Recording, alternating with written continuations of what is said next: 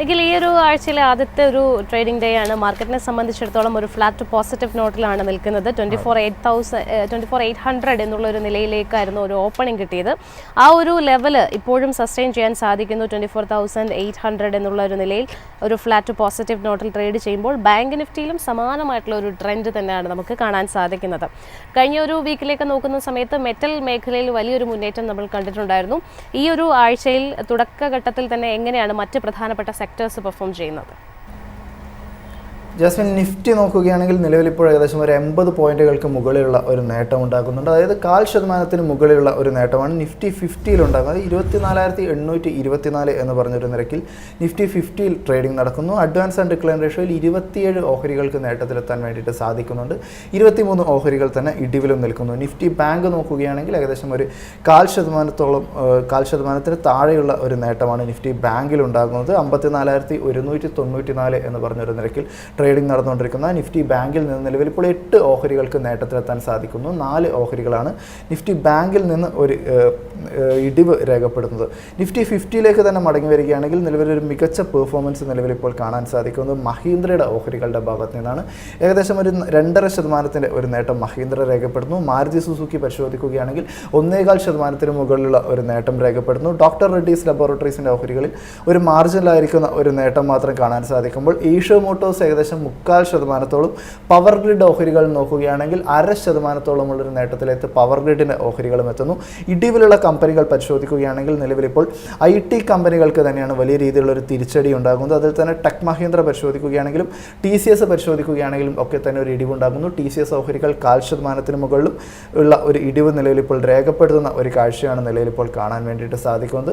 Nifty ബാങ്കിലേക്ക് കടക്കുകയാണെങ്കിൽ Nifty ബാങ്കിൽ ഏകദേശം ഒരു 95 പോയിന്റുകളുടെ ഒരു നേട്ടം രേഖപ്പെടുത്തിക്കൊണ്ട് 54,209 എന്ന് പറഞ്ഞൊരു നിരക്കിലാണ് നിഫ്റ്റി ബാങ്കിൽ ഒരു ട്രേഡിംഗ് പുരോഗമിക്കുന്നത്. നിഫ്റ്റി ബാങ്കിങ് കമ്പനികളുടെ ഒരു പെർഫോമൻസ് നോക്കുമ്പോൾ നിലവിലിപ്പോൾ കാനറ ബാങ്കിൻ്റെ ഓഹരികൾ ഏകദേശം ഒരു 0.25%ഉള്ളൊരു നേട്ടം രേഖപ്പെടുന്നു. പഞ്ചാബ് നാഷണൽ ബാങ്ക് പരിശോധിക്കുകയാണെങ്കിലും ഇതേ തോതിലുള്ള ഒരു നേട്ടവും സ്റ്റേറ്റ് ബാങ്ക് ഓഹരികൾ 0.5% മുകളിലുമുള്ളൊരു നേട്ടം രേഖപ്പെടുത്തുമ്പോൾ ബാങ്ക് ഓഫ് ബറോഡയ്ക്കും 0.5% മുകളിലേക്ക് കടക്കാൻ സാധിക്കുന്നു. AU സ്മോൾ ഫിനാൻസ് ബാങ്കിൻ്റെ ഓഹരികളിലേക്ക് കടക്കുകയാണെങ്കിലും നിലവിലിപ്പോൾ AU സ്മോൾ ഫിനാൻസ് ബാങ്കിന് ഏകദേശം 1%ഉള്ളൊരു നേട്ടം രേഖപ്പെടുത്താൻ വേണ്ടിയിട്ട് AU സ്മോൾ ഫിനാൻസ് ബാങ്കിന് സാധിക്കുന്നുണ്ട്. ഇൻഡസ് ബാങ്ക് പരിശോധിക്കുകയാണെങ്കിൽ ഇൻഡസ്ഇൻഡ് ബാങ്കിനെ സംബന്ധിച്ചിടത്തോളം ഏകദേശം ഒരു 0.5%ഓട് ചേർന്ന് നിൽക്കുന്ന രീതിയിലുള്ളൊരു ഇടിവ് നിലവിൽ ഇപ്പോൾ ഇൻഡസ്ഇൻഡ് ബാങ്കിൻ്റെ ഓഹരികളുടെ ഭാഗത്ത് നിന്നും ഉണ്ടാകുന്നു. നിലവിലൊരു സെക്ടേഴ്സിൻ്റെ ഒരു പെർഫോമൻസ് പരിശോധിക്കുകയാണെങ്കിൽ നമ്മൾ എക്സ്പെക്ട് ചെയ്തിട്ടുള്ളതുപോലെ തന്നെ നിഫ്റ്റി ഓട്ടോയുടെ ഭാഗത്ത് നിന്ന് മികച്ച രീതിയിലുള്ളൊരു കുതിപ്പുണ്ടാകുന്നു. ഏകദേശം 2%ഉള്ളൊരു നേട്ടത്തിലെത്താൻ വേണ്ടിയിട്ട് നിഫ്റ്റി ഓട്ടോ സൂചികയ്ക്ക് സാധിക്കുമ്പോൾ നിഫ്റ്റി IT സൂചിക ഏകദേശം ഒരു 0.5%ഉള്ളൊരു ഇടിവിലേക്ക് നിഫ്റ്റി IT സൂചിക ഇപ്പോൾ വീണിരിക്കുന്ന ഒരു കാഴ്ചയാണുള്ളത്. നിഫ്റ്റി ഓട്ടോ നിലവിൽ ഇപ്പോൾ പരിശോധിക്കുകയാണെങ്കിൽ 26,836 എന്ന് പറഞ്ഞൊരു നിരക്കിലാണ് നിഫ്റ്റി നിഫ്റ്റി ഓട്ടോയിൽ ഒരു പെർഫോമൻസ് ഉണ്ടാകുന്നത്. ഇതിൽ തന്നെ കമ്പനികളുടെ ഒരു പെർഫോമൻസ് നോക്കുമ്പോൾ ഭാരത് ഫോർജിൻ്റെ ഓഹരികൾ 4.5%ഉള്ളൊരു നേട്ടം രേഖപ്പെടുത്തുന്നു. അശോക് ലേലൻ്റെ പരിശോധിക്കുകയാണെങ്കിൽ 4.5%, ടാറ്റ മോട്ടോഴ്സ് 2.25%ഉള്ളൊരു നേട്ടം, മഹീന്ദ്രയെ സംബന്ധിച്ചിടത്തോളം 2.25%, ബജാജ് 2.5%ഉള്ളൊരു നേട്ടവും രേഖപ്പെടുത്തുന്ന ഒരു കാഴ്ചയാണ് നിലവിലിപ്പോൾ നിഫ്റ്റി ഓട്ടോ സൂചികയിൽ നിന്ന് കാണാൻ വേണ്ടിയിട്ട് സാധിക്കുന്നത്. നിലവിലിപ്പോൾ നിഫ്റ്റി ഓട്ടോ കമ്പനിയായിട്ടുള്ള സംവേദന മദേഴ്സ് ലിമിറ്റഡിന് ഒരു ബൈ റേറ്റിംഗ് കൂടി ലഭിച്ചിരിക്കുന്നു എന്നൊരു വാർത്ത കൂടിയാണ് പങ്കുവയ്ക്കാനായിട്ടുള്ളത്. ഏകദേശം ഒരു 2% ഒരു നേട്ടത്തിലാണ് ഓഹരിയെ സംബന്ധിച്ചിടത്തോളം നിലവിൽ ഒരു ട്രേഡിംഗ് കാണാൻ സാധിക്കുന്നത്. നിലവിലെ ഒരു ടാർഗറ്റ് ന്യൂവാമയുടെ ബ്രോക്കറേജ് റിപ്പോർട്ട് പരിശോധിക്കുകയാണെങ്കിൽ സംവേദന മദേഴ്സിന് ഒരു പ്രൈസ് ടാർഗറ്റ് ആയിട്ട് നൽകിയിരിക്കുന്നത് 110 രൂപയുടെ ഒരു പ്രൈസ് ടാർഗറ്റാണ് നൽകിയിരിക്കുന്നത്. നിലവിൽ ഏകദേശം 97 രൂപ എന്ന് പറഞ്ഞൊരു നിരക്കിലാണ് ട്രേഡിംഗ് നടന്നുകൊണ്ടിരിക്കുന്നത്. കമ്പനിയെ സംബന്ധിച്ചിടത്തോളം US-ലെയും മറ്റൊക്കെയുള്ള സെയിൽസും മറ്റൊക്കെ മികച്ച രീതിയിൽ തന്നെ മുൻപോട്ട് പോകുന്ന ഒരു കാഴ്ച ഉണ്ടാകുന്നുണ്ട്. ഏകദേശം 33% ഒരു CAGR ഗ്രോത്ത് സംവേദന മദേഴ്സ് ആൻഡ് ഇൻ്റർനാഷണലിൽ മെയിൻറ്റെയിൻ ചെയ്യാൻ വേണ്ടിയിട്ട് സാധിക്കും എന്നൊരു കാര്യമാണ് ഇപ്പോൾ നുവാമ ഇപ്പോൾ പറഞ്ഞിരിക്കുന്നത്. ഏകദേശം ഒരു 40% എന്ന് പറയുന്ന ഒരു ROCE-യിലേക്ക് എത്താൻ വേണ്ടിയിട്ടും കമ്പനിക്ക് സാധിക്കും എന്നും അവർ ചൂണ്ടിക്കാണിക്കുന്നുണ്ട്. കൂടാതെ കമ്പനിയുടെ ഒരു നോട്ടബിൾ ആയിട്ടുള്ള ഒരു ഭാഗം മറ്റൊക്കെ ഏകദേശം ഒരു 75%ഓളം മറ്റൊക്കെയുള്ള ഇനിയുള്ള ഒരു ഗ്രോത്തുകളും മറ്റൊക്കെ വരാൻ പോകുന്നത് കമ്പനിയുടെ അക്വിസിഷനുകളിൽ നിന്നും മറ്റുമായിരിക്കും എന്നാണ് നുവാമ ഇപ്പോൾ പറയുന്നത്. അതായത് വളരെ കൃത്യമായിട്ടുള്ള രീതിയിലേക്കുള്ള ഒരു അക്വിസിഷൻസും മറ്റൊക്കെ നടത്താൻ വേണ്ടിയിട്ട് കമ്പനിക്ക് നമുക്ക് സാധിക്കുന്നു.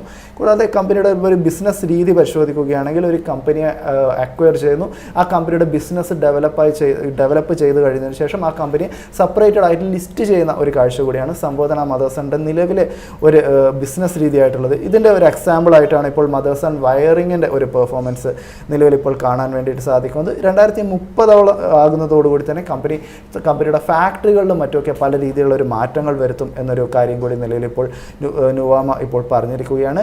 നിലവിലെ കമ്പനിയുടെ ഒരു എയറോസ്പേസ് ബിസിനസ് പരിശോധിക്കുകയാണെങ്കിലും വലിയ രീതിയിലുള്ള ഒരു മാറ്റം ഈ മേഖലയിൽ ഉണ്ടാകാൻ വേണ്ടി പോകുന്നു. 2030 ആകുമ്പോഴേക്കും ഏകദേശം ഒരു 2.5 മടങ്ങിൻ്റെ ഒരു വർധനവ് ഈ ഒരു ഭാഗത്തു നിന്നും ഉള്ള ഒരു സെയിൽസിൽ, അതായത് എയറോസ്പേസ് സെയിൽസിൽ നിന്നും സംബോധന മദേഴ്സ് ആൻഡ് ഇൻ്റർനാഷണലിൽ ലഭിക്കും.